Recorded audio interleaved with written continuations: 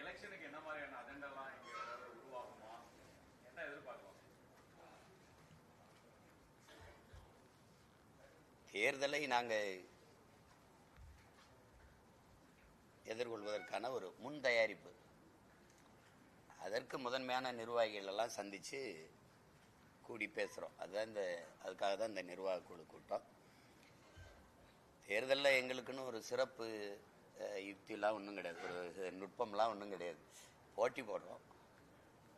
நாங்கள் கூட்டணிக்காக காத்திருக்கிறதோ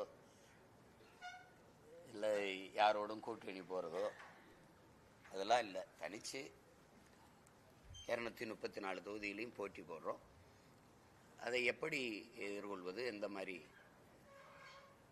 களத்தை நமக்கானதாக மாற்றுவது, அதுதான் நாங்கள் பேசி முடிவெடுப்போம். அதுக்காக தான் இந்த கூட்டம்.